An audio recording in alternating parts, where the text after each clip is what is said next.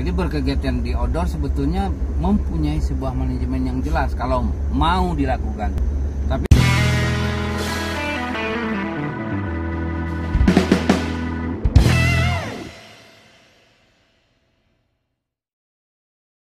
baik, assalamualaikum warahmatullahi wabarakatuh kawan. Waalaikumsalam warahmatullahi wabarakatuh. Hari ini saya jalan-jalan bersama orang yang bagi saya tidak asing, sangat tidak asing, sangat familiar, dan sudah bertemu dengan beliau ini belasan tahun lalu lah, hampir puluhan ya, hampir puluhan tahun lalu. Beliau sangat experiented ya, apa istilahnya ya, sangat berpengalaman lah di bidang outdoor gaming, outdoor equipment, life surviving, segala macam lah, pokoknya segala sesuatu tentang outdoor beliau ini pakarnya. Karena di segmen ini kita mengundang orang-orang yang survive, orang-orang yang pakar di bidangnya masing-masing, dan beliau ini adalah abang saya, Bang Henry Pancu ya. Nama lengkapnya Henry Pancu ya. Henry Mahyudin Pancu. Henry Mahyudin Pancu, di sosmednya ada nanti di deskripsi di bawah. Kabar hari ini bagaimana dah? Sehat. Sehat lah ya. Ya, sehat sekali. Ya, walaupun masih di tengah masa-masa berat ya. Ya, tetap survive. Tetap Dan jangan lupa bahagia. Ais, itu dia. Itu sangat penting tuh. Nah, ini obrolannya sepertinya nih daging semua nih. Obrolan pertama sudah ngobrolin sesuatu yang wow. Dah. Ya. Di dunia outdooran istilahnya dah ya. Ya. Itu sudah berapa lama ini dah? Kalau saya berkegiatan di outdoor mungkin sudah sekitar 42 tahun. Sekarang saya 56 tahun. Wih, 56 tahun. 56. Masa 56 dah? Ya. Coba buka sedikit maskernya boleh dah? Ya. Ya, itu dia. Tampang sebegini bilang 56 agak ragu juga ya. Agak ragu juga kita mempercayainya. Tapi ya mungkin itu apalah arti sebuah angka umur ya. Boleh saya lihatin KTP? No. Sudah. Jadi kita lagi OTW jalan-jalan ini bersama muda saya ini. Tapi sudah 40 tahun berkecimpung di dunia per-outdooran. Tentunya sudah banyak asam garam ya di dunia per-outdooran ini. Kalau awal-awalnya terjun ke dunia seperti ini bagaimana dah? Bisa cerita dah? Ya, awal ceritanya saya masa kecil dulu di Jawa Barat, tepatnya di Cimahi. Kebetulan di Cimahi kan pusat angkatan darat, pusat pelatihan angkatan darat. Ya. Jadi di belakang rumah saya ada pusat pendidikan infanteri. Dari kecil sudah terkontaminasi dengan alat-alat yang untuk berkegiatan outdoor. Jadi itu awalnya. Kemudian berlanjut sekolah dan pergi dengan kakak-kakak senior dari Cimahi. Kita mendaki Gunung Tangkuban Perahu, tapi dari arah Cimahi, dari Cisarua itu awal. Sampai akhirnya menjadi sebuah hobi yang susah untuk dipisahkan dalam hidup saya. Oke. Itu sampai sekarang berlanjut. Ke apa gunung Tangkuban Perahu itu umur berapa dokter udah naik? Itu baru umur 14 tahun. Oh, 14 tahun. Di zaman Cimahi masih hijau, jadi kita dari arah Cimahi naik ke arah Cisarua, jalan-jalan lewat kampung di atas, sampailah di kaki Tangkuban Perahu. Itu awal suka berkegiatan di alam bebas. Itu waktu itu keinginan sendiri atau ikut-ikutan atau bagaimana dah? Nah, kebetulan kita punya tetangga, ada Mas Agus namanya, itu hobi dengan kegiatan outdoor. Ngajak saya, kamu ikut nggak? Boleh om. boleh bang, tapi izin dulu sama orang tua. Katanya minta izin sama orang tua nggak dapat, akhirnya ngacir sendiri. Iya. Awalnya nggak boleh, tapi akhirnya ngacir sendiri, dan pas baru pulang baru kasih tahu. Itu awalnya sih. Berarti minta izin ke orang tua, bilangnya kemana gitu kan, tahu-taunya ngacir ke gunung gitu ya. Enggak, minta izin mau ke gunung nggak boleh katanya. Nggak boleh. Terus Jadi berangkat juga.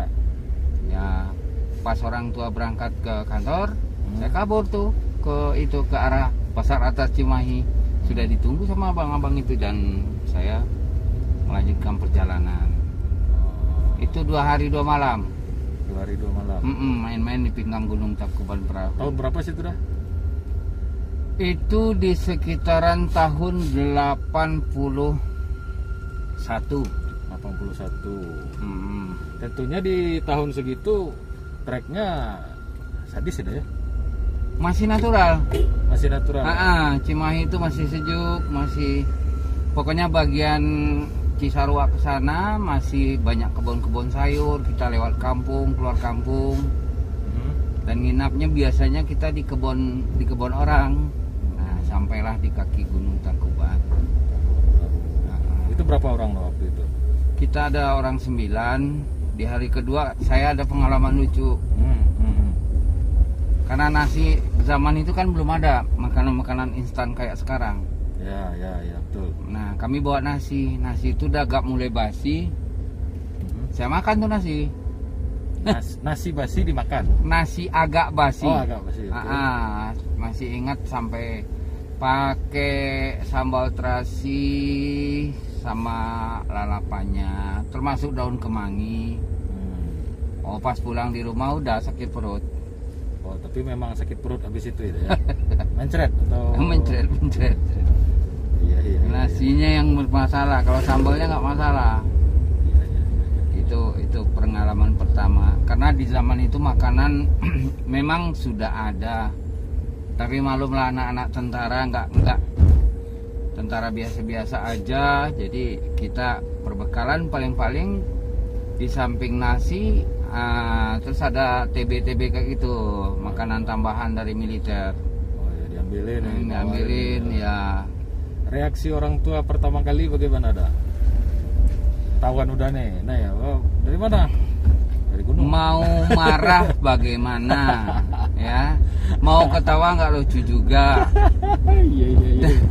Telepon nggak ada zaman itu. Jadi zaman itu kalau mau telepon, tolong sambungin ke operator nomor sekian, bukan kayak sekarang.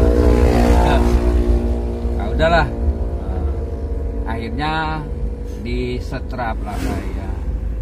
Dikasih hukuman ngisi bak mandi. Dalam 2 meter, lebar 3, panjang 3, sampai penuh. Itu hukuman dari orang tua. Karena tidak melapor. Kalau misalnya udah, ya tadi sih udah bilang ya, kalau minta izin pun nggak bakal dikasih juga ya. Ya tapi kan udah tahu bahwa orang tua militer pasti, wah ini ya kan ada turun temurun gitu dah. Ya. Orang tua mungkin dulunya seperti itu, tiba anaknya seperti itu juga gitu kan. Nggak mikirnya gitu ya mungkin. Enggak juga, coba itu udah tuntutan jiwa aja, pengen aja. Kenapa orang bisa saya tidak? Karena orang tua mengasih prinsip, selagi manusia mencoba ke jalan sesuatu hal yang positif, orang bisa, kamu mesti bisa. Oke. Apa yang didapat dari pengalaman naik Gunung Tangkuban Perahu dengan trek seperti itu waktu itu ya, di tahun segitu dah? Yang paling paling berkesan, yang paling bikin udah sesuatu berubah apa bagaimana gitu?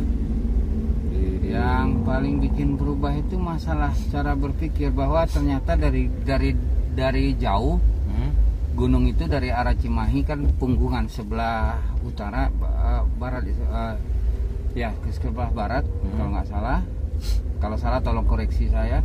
Indah sekali, pas masuk ke dalam gunung ternyata tidak seindah yang dibayangkan, tapi itu merupakan sebuah tantangan atau challenge bagi saya. Itulah awal yang men-trigger saya untuk berkegiatan di outdoor. artinya ya kalau kita lihat ya, kayak sekarang nih ngelihat Gunung Merapi atau Singgalang Ya, kan dari sekarang jauh, saya udah berdomisili di Sumatera Barat ya. Apa dari kejauhan nih indah sekali gunungnya, tapi Ya. ketika realitanya kita naik ke atas ya tidak seindah yang dibayangkan Ya, juga kan. seperti hidup. Jadi konsep hidup ada di cara orang melihat gunung. Orang melihat dari jauh, wah indah, waduh hijau, waduh sejuk. Ternyata pas masuk ke dalamnya ternyata banyak liku-liku, tidak seindah yang dibayangkan, bukan sejuk, tapi super dingin. Dingin. Nah, itu. Sejuk sama dingin beda ya? Sejuk sama dingin beda. Iya, ekstrim lah ya. Ya, kalau sejuk mungkin suhunya sampai 17 begitu kan, masih sejuk. Tapi udah 16, 14, 15 sudah kategori dingin itu. Celcius ya, 16 derajat Celcius. Tapi waktu itu berangkat pakai peralatan Pakai peralatan militer. Peralatan militer. Iya. Unik juga tuh ya. Iya, zaman itu saya bukan enggak menyebutkan branded. Di zaman itu sudah ada produk-produk outdoor buatan Bandung. Saya enggak mau sebutkan branded di sini. Tapi ya namanya kita anak tentara, apa yang ada, ponco militer, nesting militer, parafin, kemudian ranselnya militer kayak gitu. Cuman pas sepatu, nah ini lucu. Sepatu saya kebesaran.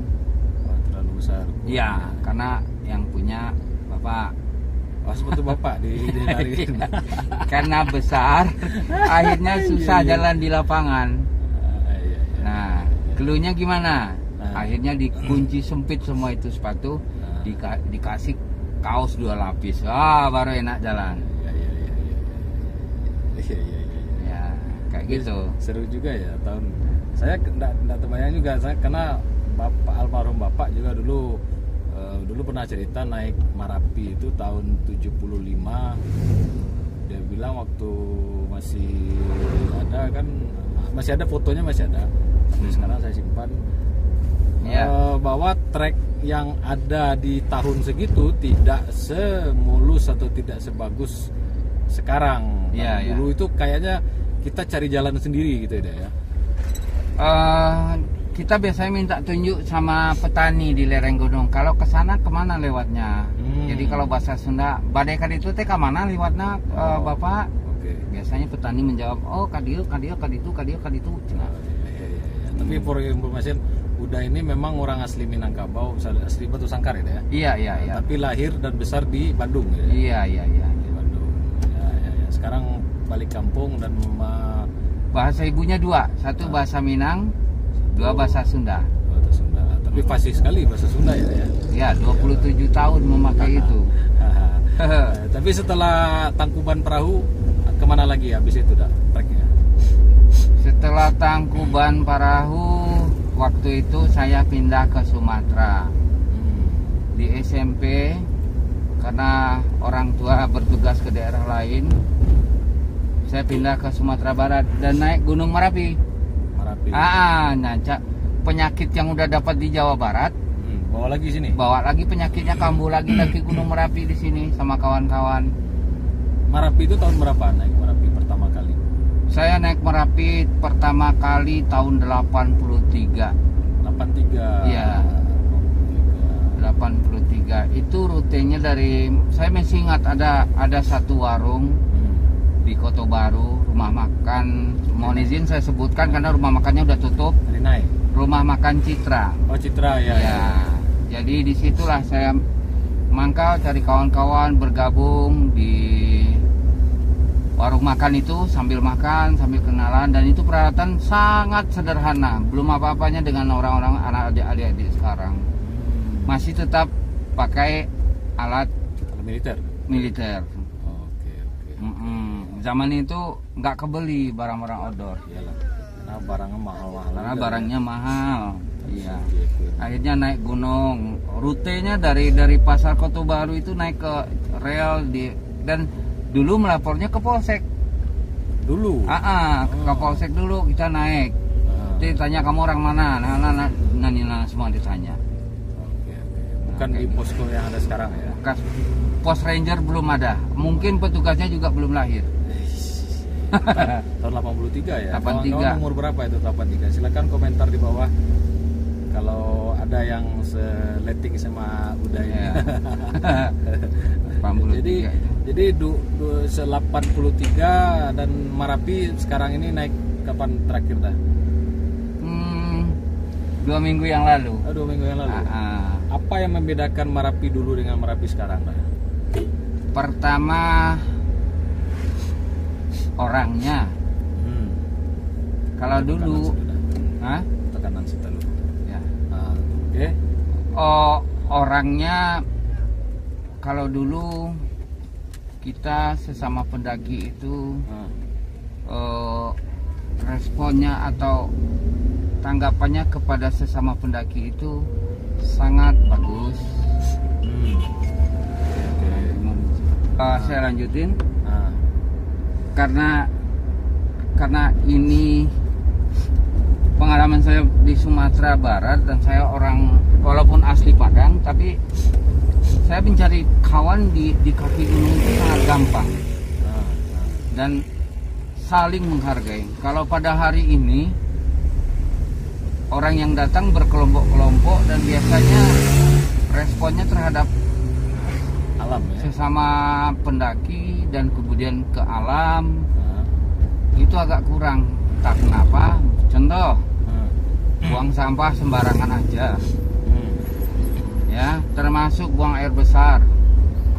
Kadang-kadang di jalur pendakian kan nggak betul. Itu yang membedakan. Tapi walaupun bagaimana, peralatan pendukung mereka lebih baik daripada zaman saya dulu. Kalau dulu udah peralatannya yang legend banget itu ya. Iya, jadi makanan. Contoh makanan. Zaman dulu saya naik gunung, makan dulu di bawah, kemudian nasi dibungkus, dan bekal kami ke atas gunung itu lucu. Mungkin sekarang udah nggak ada. Ada dalam bahasa Minang ampiang. Oh ya, ampiang. Dan kemudian bawa gula aren. Ampiang itu beras pulut yang ditumbuk. Nah, itu kenapa itu dibawa? Terakhir saya tahu ternyata itu kalorinya tinggi.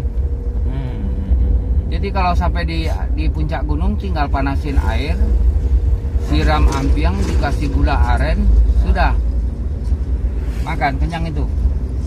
Kalau sekarang banyak pilihan makanan untuk mendaki gunung kan. Apalagi sekarang yang instan banyak. Ya, yang banyak yang instan. Tapi salah satu 83 2020 ya mungkin habit para pendaki mungkin berbeda ya. Ya. Karena kalau saya lihat kan gaya pendaki sekarang, mohon maaf ini, kalau dulu kita lebih mengutamakan safety untuk naik ya. Safety peralatan segala macamnya disiapkan lah sebelum berangkat. Tapi kalau sekarang mau kebanyakan kawan-kawan itu, bahkan saya temui yang naik gunung itu cewek-cewek misalnya kan pakai high heel atau bahkan ada pakai tas yang itu loh, yang kayak Hermes ya. Hermes bukan Hermes juga ya. KW 2-3 lah. Ya, tas-tasnya seperti itu. Bahkan jaketnya pun hanya sweater tipis gitu kan, bahkan lebih tipis dari baju kaos yang saya pakai ini kan. Jadi udah melihatnya bagaimana ini sekarang ini. Jadi sebetulnya masalah pemahaman berkegiatan outdoor. Jadi balik lagi ke masa lalu saya. Setelah saya pulang, dan itu si bapak saya awalnya menghukum saya. Terakhirnya dia kebetulan bapak itu mengajar di Pusdik Armet, Pusat Pendidikan Arteri Medan. Diajarkanlah semua standar untuk berkegiatan outdoor, tapi standar militer, tinggal kamu mencocokkan saja lagi. Jadi kita ada belajar tentang standar operasional untuk berkegiatan outdoor. Nah, kalau kita lihat sekarang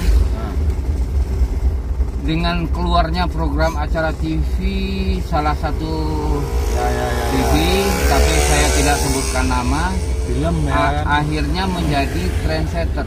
Nah, orang-orang yang masuk berkegiatan outdoor itu hanya mengikuti tanpa memahami seperti apa standar operasional untuk berkegiatan di outdoor.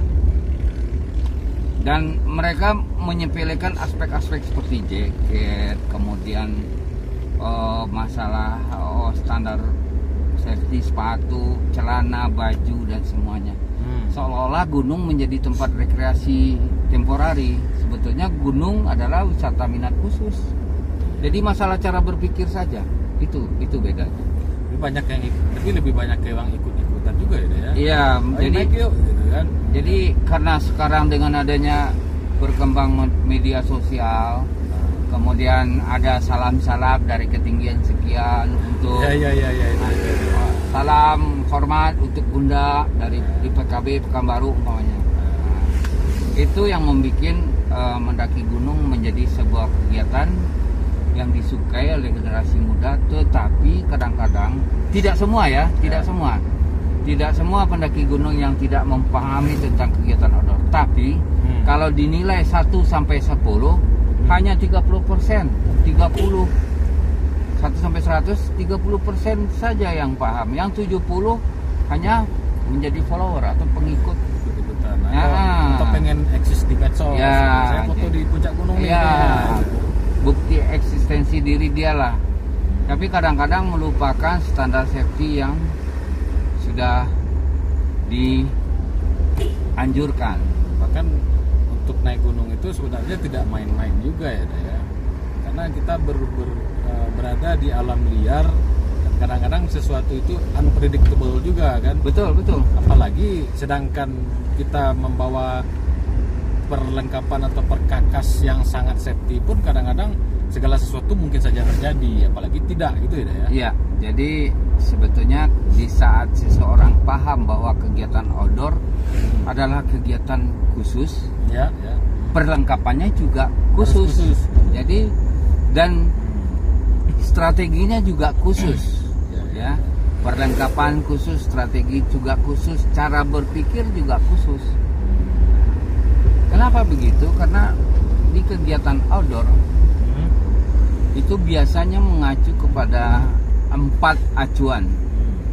Yang pertama sekali masalah nature error, di faktor alam. Apa itu nature error?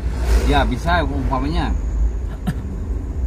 tanah longsor, angin, badai, suhu, semuanya. Itu nature error, contoh-contohnya.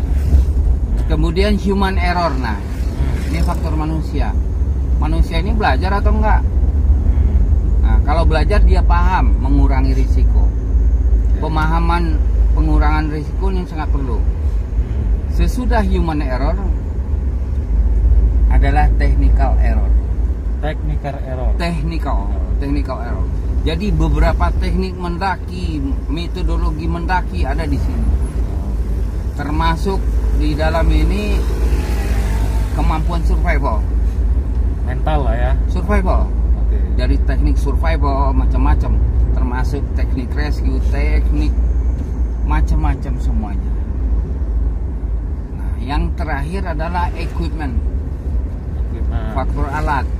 Alat-alat pendukung sekarang sudah cukup. Nah, tergantung kita memilah gunung apa atau kegiatan apa di alam bebas yang kita lakukan dan kita pilih peralatannya yang diperlukan sesuai dengan kebutuhan. Jangan semua dibawa. Nanti kayak parade pasar toko outdoor pula kan di lapangan. Karena nggak mungkin juga misalnya kita naik Marapi tapi sepatu es kita bawa, kan nggak lucu juga. Kan nggak mungkin kita bawa krempon krempon istilahnya. Kalau krempon dibawa ke apa? Ke gunung tropis kan lucu. Nah, tidak pada tempatnya juga. Ya.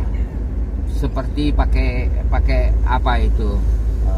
Excel mungkin kan atau Axe gitu kan. Kapak gunung.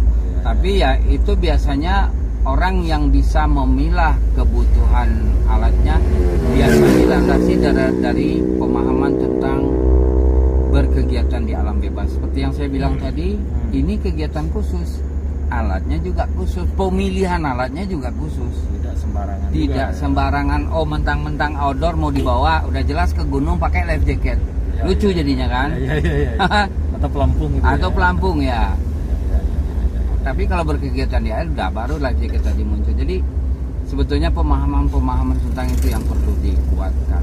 Berarti 4 unsur tadi itu tuh harus ya. Harus ditaati ya. Kalau Jadi- harus di aja doh ya. Iya, termasuk di technical error navigasi juga ada di technical itu. Jadi beberapa aspek tadi kalau dapat ya itu bisa dipahami minimal satu orang dalam satu kelompok. Minimal Sehingga ya. Minimal satu orang dalam perkegiatan di outdoor dia mesti memahami 4 faktor tadi. Jadi dia bisa membimbing kawannya yang nggak bisa jadi bisa.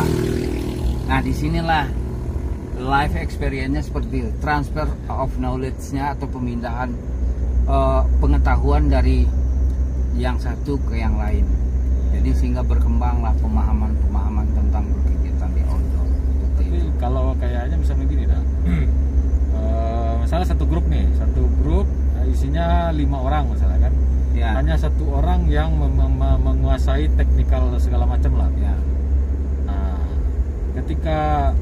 ketika terjadi error atau accident atau misalnya bencana alam di atas misalnya kan, hanya Ya. satu orang yang Ya. memahami teknik secara semuanya lah gitu, menguasai medan segala macamnya.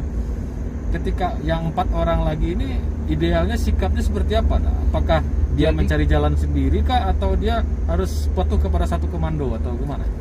Nah, di situ perlunya kekuatan manajemen perjalanan. Bahwa di dalam sebuah perjalanan outdoor itu ada manajemennya. Oke. Dari awal sudah jelas siapa ketua, siapa yang berfungsi sebagai siabilibanya sudah terjawab, siapa di mana dan bagaimananya. Pokoknya bagian logistik ini, bagian dokumentasi ini, untuk keadaan tanggap darurat ini orangnya, dan semua patuh pada alur yang sudah disepakati. Jadi berkegiatan di outdoor sebetulnya mempunyai sebuah manajemen yang jelas kalau mau dilakukan. Tapi ya kalau acur-acur masa mendaki gunung pakai high heel kayak gitu itu udah di luar Koridor apa ya. itu ya itu enggak prosedur itu. Tapi memang naik gunung itu sebenarnya tidak segampang yang dibayangkan juga ya. Tapi Iya. apa yang kita dapat justru lebih Ya, bagus, lebih baik untuk diri kita dan mungkin untuk segala sesuatunya mungkin ya. ya mungkin pada orang tua saya bilang bahwa ada semacam personal awareness atau kesadaran diri dari seorang yang berkegiatan di alam, Hah? bahwa dia di mata Tuhan itu kita menyadari bahwa kita ini kecil. Bagaimana takjubnya kita melihat kekuasaan Tuhan menciptakan lukisan alam yang indah. Kemudian sisa-sisa keganasan alam bisa kita lihat, membuat kita lebih sadar bahwa ternyata yang kuasa itu belum apa-apanya dengan saya. Salah satu efek dari kegiatan outdoor seperti itu. Jadi sebetulnya kegiatan outdoor untuk pembentukan karakter sangat bagus. Sangat bagus karena di sini di kegiatan outdoor kita mesti bisa memahami orang lain, dan orang lain mesti bertoleransi juga ke kita, terjadilah kolaborasi, komunikasi yang bagus di antar tim. Jadi itulah yang diambil. Dan sikap-sikap yang harus Nah, ditaati, iya. kearifan lokal gitu ya. Iya, local wisdom atau kearifan lokal. Ya, contoh kalau umpamanya kalau zaman dulu saya pergi daki gunung, mohon maaf saya pakai bahasa Minang. Jangan bawa talua ke gunung di riang li nyiak piko. Ya. Itu udah hilang sekarang. Jangan bawa telur. Inyak itu bahasa Minang itu harimau. Bahasa Indonesia harimau. Nah, udah ada kearifan lokal. Jangan bawa anyir ke gunung, nanti kamu diikuti binatang itu. Jadi ada local wisdom yang begitu bagus, tapi disampaikan di saat yang tepat. Tapi yang kayak gitu local wisdom itu sebenarnya apa ya dah? Kalau kita kan ada yang tidak boleh bawa daging yang mentah, Ya, terus telur gitu kan, atau misalnya buat yang cewek-cewek misalnya jangan lagi menstruasi. ya lagi menstruasi jangan naik gunung gitu. Ya. Itu sebenarnya apa dah? Apa esensi dari pesan-pesan kearifan lokal seperti itu dah? Tidak lebih dari untuk menjaga orang yang berkegiatan dan kemudian menghindari resiko. Karena bagaimanapun kalau saya lihat gunung-gunung di Sumatera kan itu binatangnya masih lengkap. Ya, artinya binatang kayak harimau Sumatera, Panthera tigris itu masih ada. Dan itu kita bisa lewat di lintasan mereka lewat, bisa crossing gini. Nah, bahkan di kandangnya sendiri ya. Kadang-kadang kita nggak tahu kita udah berada di posisi dia. Nah, hal-hal seperti itulah yang apalagi dipicu dengan bau-bau yang anyir seperti itu kan, kayak telur, kayak daging mentah gitu. Ya bisa kena mangsa kita. Yang namanya binatang nggak bisa bertoleransi. Di saat dia lapar ya sudah, sikat ya sikat. Nah, orang-orang tua kita dulu dengan arif bijaksana disampaikan kayak gitu.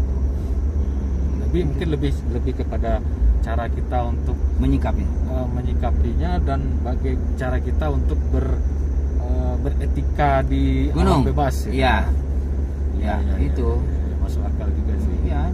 Masuk akal juga. Cuman ya mungkin cara pesan menyampaikannya mungkin seperti itu ya. Iya. Tercenderung kesannya menakuti. Tapi kalau hukum tradisional itu biasanya kan cenderung menakuti. Dimanapun hukum tradisional cenderung menakuti. Contoh, ada ikan bau dua kalau bahasa Minang ya. Ikan yang dipelihara dengan kekuatan magic. Kalau dimakan mati. Ya kan? Kalau dipancing sakit. Padahal kalau diuji belum tentu. Cuman siapa yang mau uji kan? Kan kearifan lokal. Itu salah satu contoh yang nakut-nakutin kayak gitu. Tapi memang berhasil. Agar kita lebih menjaga. Menjaga. Ada kafe di bawah Skype ya. Di apa? Tikungan. Orang di Sikopa? Iya, di Skype ya. Bisa sambil duduk. Nah, kita selesai dong. Ya.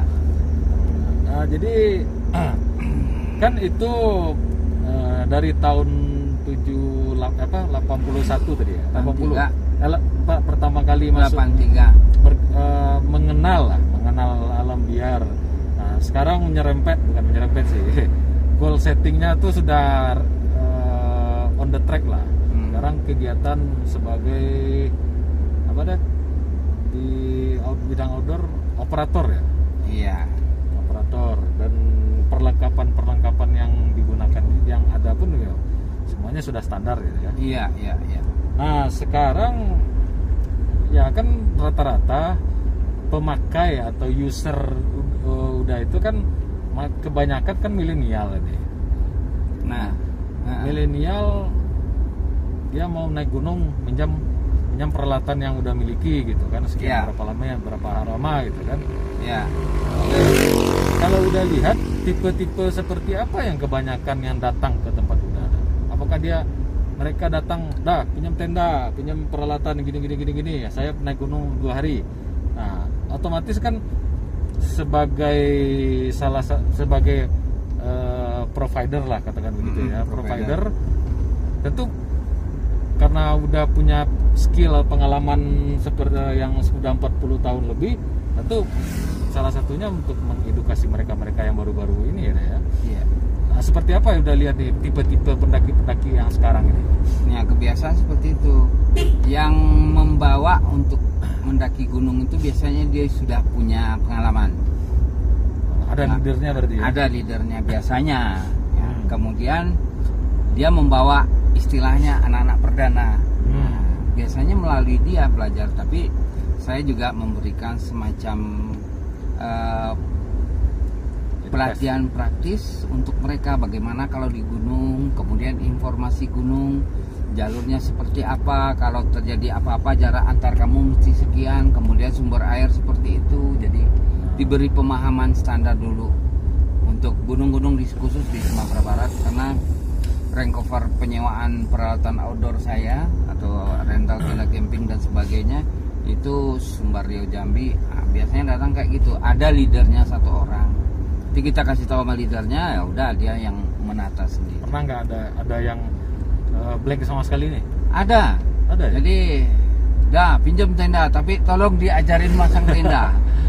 tolong diajarin masang kompor. Nah, Saya ajarin karena bagaimanapun itu untuk keamanan mereka. iya, iya, iya. Nah itu Justru lebih bagus seperti itu daripada sok tahu. Sok tahu. gitu ya. Iya. Ada kejadian satu Gimana? dari salah satu provinsi, saya nggak sebut. Hah? Mereka pinjam tenda. Saya pinjam tenda kebetulan yang standarnya lumayan bagus. Jadi saya bilang bisa pakai tenda. Bisa om. Segitu ya. Tapi dari intonasi suaranya saya bisa baca ini asal jawab karena dia berasal dari salah satu kampung. Karena penyewa saya nggak satu grup saja. Di tenda saya kan ada tanda nama saya, penyewaan tenda gitu kan. Labelnya ya. Ada label saya. Om, tenda yang dipinjam anak dari provinsi itu nggak berdiri om. Terus gimana? Tenda om cuma dijadiin selimut. Tenda jadikan selimut. Iya, di atas gunung. Tapi saya dapat cerita juga. Nah, ini lucunya. Cuman saya nggak mau nanya, takut menghakimi dia kan. Ya. Oke. Nah, itu ada juga sih. Jadi lebih baik nyerah itu. Maksudnya nyerah itu daripada sok tahu gitu ya. Lebih baik bertanya. Ya. Daripada pura-pura tahu akhirnya benar-benar jadi tahu kedinginan kan. Ya. Tahu rasa kedinginan jadinya. Kayak gitu. Kalau itu yang tipe yang seperti itu kira-kira persentasenya gimana? Itu 0,1 cuma. Oh, tidak terlalu banyak. Tidak terlalu banyak. Minoritas lah ya. Minor. Jadi rata-rata mereka yang minjem peralatan itu kan sekarang bukan tenda pramuka lagi, sudah tenda dum semua. Ya. Kalau carrelnya sudah aero semua, body contact semua. Jadi mereka udah paham sih, cuman sering-sering begini. Masalah manajemen perjalanan. Umpama orang 10 dia pinjam kompor 1. Ya. Itu hitungan kayak gitu yang sering nggak beres. Kalau orang 10 minimal kompor 3 lah, karena kompor lapangan kan bisa bawa masak air, masak mie, masak nasi. Jadi pas makan serentak. Nah kalau pakai kompornya 1 untuk melayani 10 orang, coba. Ngeri juga ya. Maksudnya satu kompor melayani sementara kapasitas produksi dari kompor atau nesting itu hanya untuk 2 atau 3 orang. Nah, ya, sehingga terjadi antri. Nah, saya udah beri pemahaman, tapi mungkin ya balik lagi karena konsep dasar belum duduk. Tapi mungkin lebih banyak yang ikut-ikutan kali yang seperti itu atau gimana? Iya, jadi ada 2-3 orang yang sudah expert lah untuk kelas mereka. Nah, tapi ada 10 anak pengikutnya di belakang. Nah, biasanya yang trouble seperti itu. Kemudian masalah pakaian. Ini biasanya ibu-ibu, perempuan. Biasanya dia naki gunung masih pakai celana Levi's yang ikut-ikutan ya.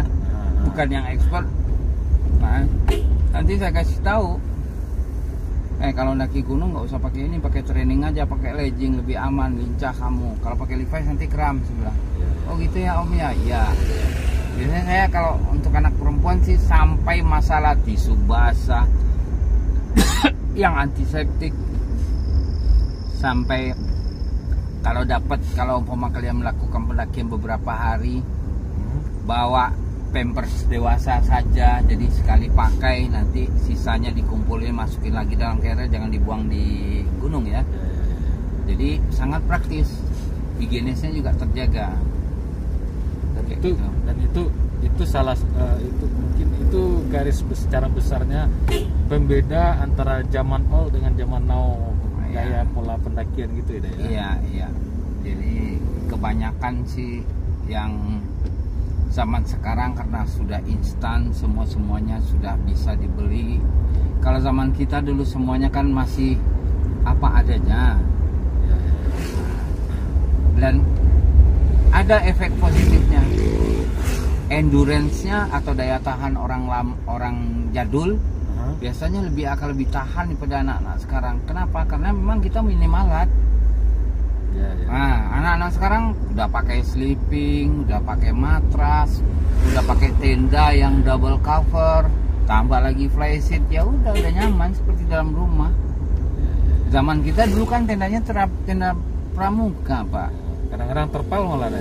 Kadang-kadang terpal juga pramuka, dibikin layang gitu, udah kedinginan. Iya, iya. Terus jadi perkasa lagi, preman kain Pakai sarung. Preman Saya kain itu- sarung. Saya mengalami itu dah. Naik gunung itu pertama kali pakai Perkasa. jaket, kain sarung sudah. Ya, tidak, kalau sekarang sudah ada sleeping bag, udah macam-macam. Iya, iya, iya, iya, iya.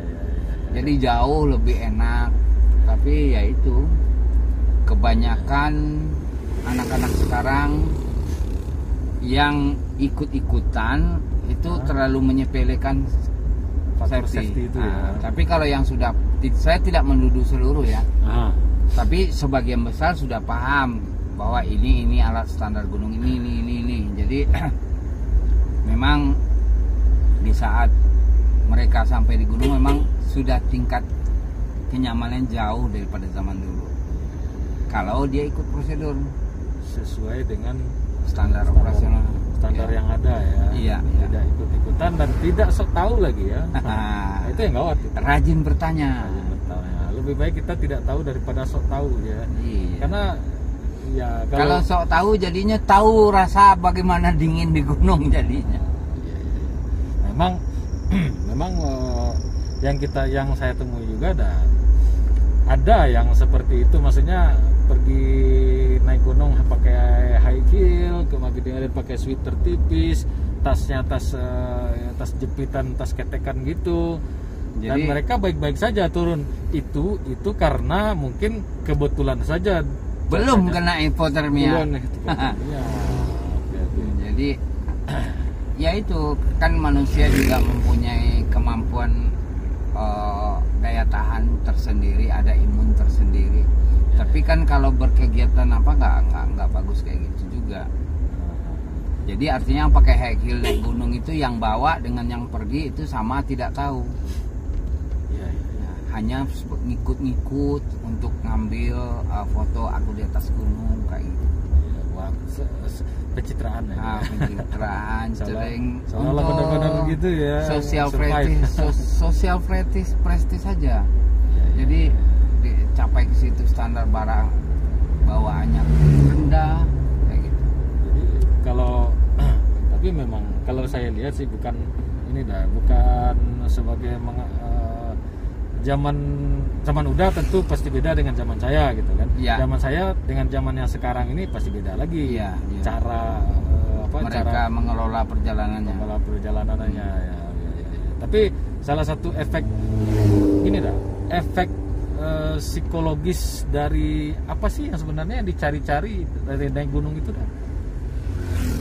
Sebetulnya kalau yang dicari adalah kepuasan psikologis ya. Kalau ya kepuasan psikologis. Stick Hmm. sini atau gimana? Waduh. Kepuasan psikologis sebetulnya. Jadi banyak hal yang kadang-kadang orang hanya sekadar ikut-ikut. Tapi kalau orang yang benar-benar berkegiatan untuk mencari kepuasannya bahwa hidup ini indah, dan indah itu kita yang bikin, bukan orang lain. Jadi kepuasan psikologis itu hidup ini indah, yang bikin indah itu adalah diri kita, bukan orang lain. Kalau kita sudah merasa indah, berarti kita menjalani hidup juga akan enjoy. Bukan standarnya hanya materi doang. Tapi untuk naik gunung juga Itu sebenarnya pencarian jati diri ya, betul. bukan pencarian kepuasan psikologis atau untuk pemenuhan kebutuhan emosionalnya. Itu sebenarnya ya yang Ya. dicari di gunung itu sebenarnya Ya. ya. Seperti apa? Seperti pendaki gunung Everest berkata, ya kan? Betul, sesuai. Gunung tak akan pernah bisa kamu taklukkan. Ya, ya, ya. Yang hanya bisa kamu taklukkan Diri kamu sendiri. diri kamu sendiri. Seperti dikutip Mac- dari Mac Mallory. Mac Mallory. Ya. Bukan because it's there. Ya, sebab gunung itu di sana. Iya. Jadi artinya luas. Artinya luas. Jadi ada dari kata-kata itu, kalau kayak saya ada juga mengeluarkan statement. Apa itu? Hobi adalah ekspresi jiwa. Oke. Hanya Tuhan yang bisa melarang. Keras itu. Dan itu yang membuat Uda sampai sekarang Ya. melakukan kegiatan yang linear ya dari awal dulu kan sampai sekarang ya. Sampai. Jadi tetap berjalan, siklusnya berjalan sampai buka usaha, dari hobi yang menjadi usaha. Itu sesuatu yang indah. Pekerjaan dibarengi hobi itu mahal. Mahal ya. Iya. Kita melakukan hobi tapi dibayar. Iya. Itu yang mahal. Mantap. Terakhir dah, Ya. sebagai pendaki, bukan pendaki sih, sebagai untuk kawan-kawan yang mau coba mendaki dan belum pernah melakukan pendakian, mendaki gunung, apa saran dan kritik dan saran dari Uda lah, sebagai salah satu veteran katanya. Gitu. Ya, sebelum melakukan sebuah perjalanan, buatlah perencanaan sematang mungkin, desain sebuah perjalanan dengan bagus, dan dokumentasikan. Kemudian diawali dengan doa bahwa tidak akan mungkin sukses sebuah perjalanan tanpa izin dan karunia dari Yang Kuasa. Siapapun Anda. Ya. Itu aja. Jangan merasa ini juga ya. Jangan merasa tidak. gue nih. Gue nih, aku nih.